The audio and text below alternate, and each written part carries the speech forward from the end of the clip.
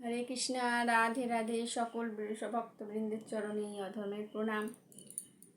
আজকে আমি কথা বলবো যে আমাদের অস্তিত্ব নিয়ে।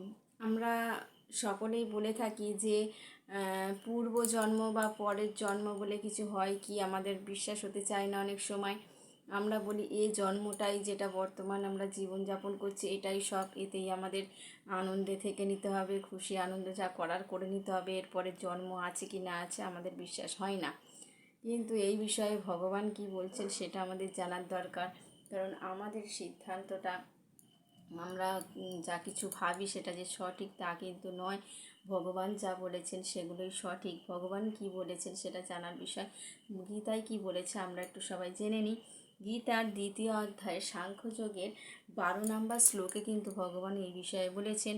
ভগবান বলছেন, ন তু এব আহম জাতু নাসম ন তম ন ইমে জনাধিপা ন চ এব না ভবিষ্যম সর্বে বয়ম অতঃপরম।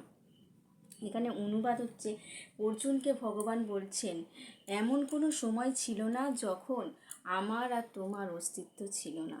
মানে ভগবান অর্জুনকে বলছে, আমার আর তোমার অস্তিত্ব পূর্বে ছিল, এখন আছে এবং ভবিষ্যতেও থাকবে।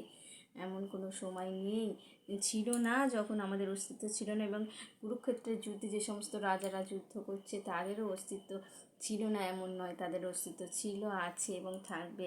তাই বলছে ভবিষ্যতেও কখনো আমরা অস্তিত্বহীন হব না। যখন কুরুক্ষেত্রের যুদ্ধে অর্জুন তার আপনজনদের হত্যা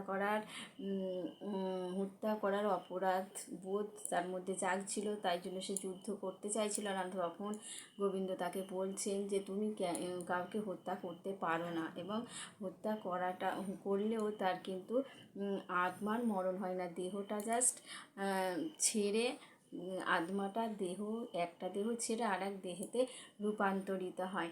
তাই তোমার ভাবনার কোনো কারণ নাই যে তুমি হত্যা করছো। এটাই বোঝাতে চাইছে যে আত্মাকে কেউ কোনো দিন হত্যা করতে পারে না, এবং আত্মা কারোর দ্বারা হত্যা হয় না। আত্মার কোনো মৃত্যু নেই, মরণ নেই। এই বিষয়ে, আত্মার বিষয়ে এখন যাচ্ছি না, আত্মার অনেক বিষয় আছে, সেগুলো পরে আমি আলোচনা করব। এখন আমাদের মূল বিষয় হচ্ছে যে আমাদের অস্তিত্ব কোনো দিনই কিন্তু শেষ হয় না। এই জন্মটা পেয়েছি, এই জন্মে যে সব শেষ হয়ে যাবে তা কিন্তু নয়। এর আগে আমরা পূর্বে অনেক অনেক জন্ম পেয়েছি, তারপরে 84 লক্ষ জনই জন্মের পর মানব হয়েছি।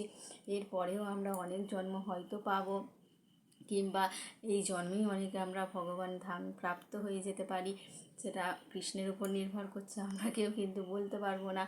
তো আমাদের অস্তিত্ব কিন্তু থাকে, এটাই বলেছেন ভগবান এই 12 নম্বর শ্লোকে। ঠিক আছে, রাধে রাধে।